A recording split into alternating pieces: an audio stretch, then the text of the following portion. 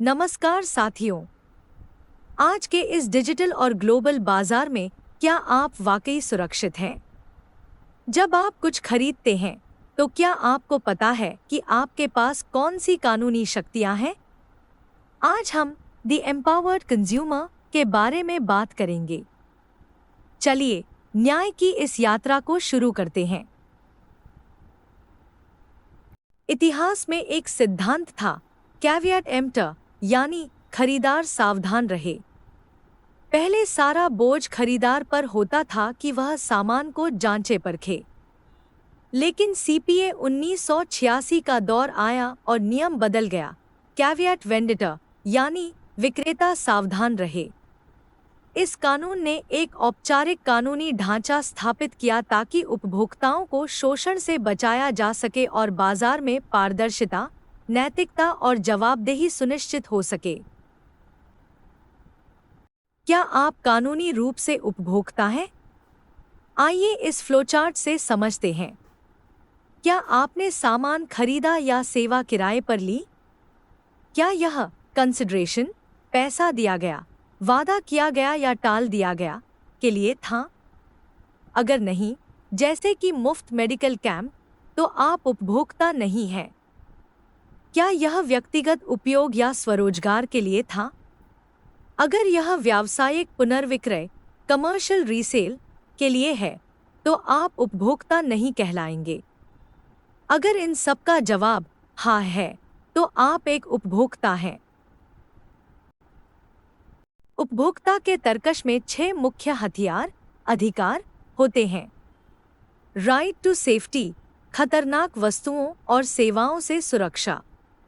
Right to be informed, गुणवत्ता, मात्रा और कीमत का विवरण पाने का अधिकार।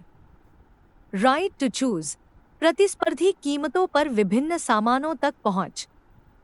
राइट टू बी हर्ड, उपयुक्त मंचों पर आपकी बात सुनी जाएगी।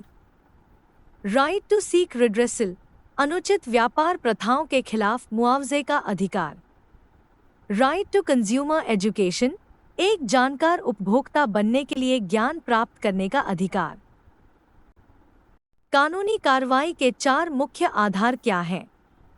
डिफेक्टिव गुड्स, अगर उत्पाद में कोई दोष या कमी है। Deficiency in services, banking, medical या ट्रांसपोर्ट जैसी सेवाओं में कमी। ओवरचार्जिंग, तय कीमत या एमआरपी से ज्यादा पैसे वसूलना। हैजर्डस ऑफरिंग्स, असुरक्षित या सुरक्षा मानकों के खिलाफ सामान बेचना। बाजार में कुछ चीजें पूरी तरह प्रतिबंधित हैं। द न्यू फेकआउट, पुराने या रिनोवेटेड सामान को नया बताकर बेचना।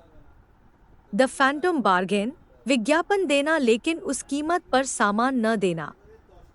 द फेक गिफ्ट, मुफ्त उपहार का लालच देना जबकि उसकी कीमत पहले ही वसूली जा चुकी हो। द डेटा लीक, बिना कानूनी अनुमति के उपभोक्ता की निजी जानकारी साझा करना।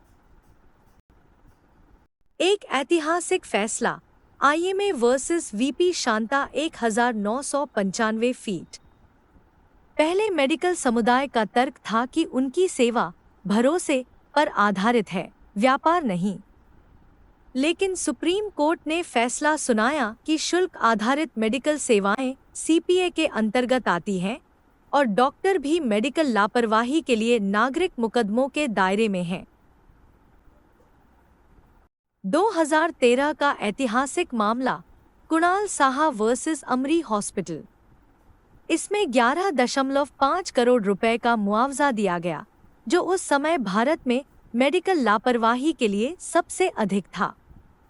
इस फैसले ने मुआवजे के दायरे को शारीरिक चोट से आगे बढ़ाकर मानसिक आघात, इमोशनल ट्रॉमा और प्रतिष्ठा की हानि तक पहुंचा दिया। उपभोक्ता मुकदमा क्यों करते हैं? डेटा क्या कहता है? हैरानी की बात यह है कि तकनीकी गलतियों से ज्यादा प्रशासनिक और संवाद की विफलताएं, एडमिनिस्ट्रेटिव कम्युनिकेटिव फेलियर्स, जिम्मेदार हैं। इनएडिक्वेट कंसेंट, अपर्याप्त सहमति, 39% मामलों का कारण है, जबकि तकनीकी लापरवाही सिर्फ 27% है। शिकायत दर्ज करने का रास्ता क्या है? गैदर एविडेंस, रसीदें, वारंटी कार्ड और फोटो जमा करें। अटेम्प्ट सेटलमेंट, पहले सीधे विक्रेता को नोटिस भेजें। ड्राफ्ट द कंप्लेंट, एक नोटराइज्ड हल्फनामा एफिडेविट तैयार करें। डिटरमाइन जुरिस्डिक्शन, दावे की वैल्यू के हिसाब से जिला, राज्य या राष्ट्रीय आयोग चुनें। अटेंड हियरिंग्स, फीस भरें और अपना पक्ष रखें। अदालत के पास क्या शक्तियां हैं?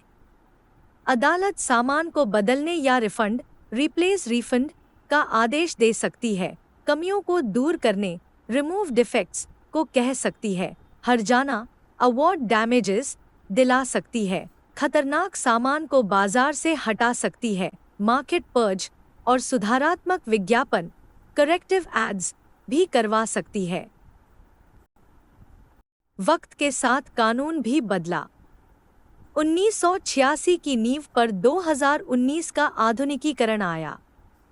अब हमारे पास ई फाइलिंग की सुविधा है, मध्यस्थता सेल, मीडिएशन सेल्स हैं और प्रोडक्ट लायबिलिटी के तहत निर्माता सीधे तौर पर जवाबदेह हैं। साथ ही एक शक्तिशाली रेगुलेटरी वॉचडॉग भी बनाया गया है। मिलिए central consumer protection authority (CCPA) से। यह खुद से जांच, सुओ मोटो एक्शन शुरू कर सकता है, असुरक्षित सामानों को वापस मंगवा सकता है, रिकॉल, रिफंड और भ्रामक प्रचार करने वालों पर 10 लाख से 50 लाख रुपए तक का जुर्माना लगा सकता है। डिजिटल युग में ई-कॉमर्स की जवाबदेही बढ़ गई है। 2025 के संशोधन डार्क पैटर्न्स को निशाना बनाते हैं, जैसे डायनामिक प्राइसिंग, कीमतों में हेरफेर, चॉइस रिस्ट्रिक्शन, विकल्पों को सीमित करना और द रोच मोटल, सब्सक्रिप्शन कैंसिल करना मुश्किल बनाना।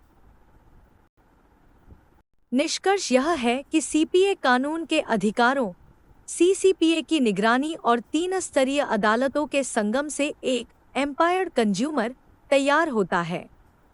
यह कानून बाजार को शोषण के अखाड़े से बदलकर जवाबदेही के एक इकोसिस्टम में तब्दील कर देता है। सुरक्षित रहें, जागरूक रहें।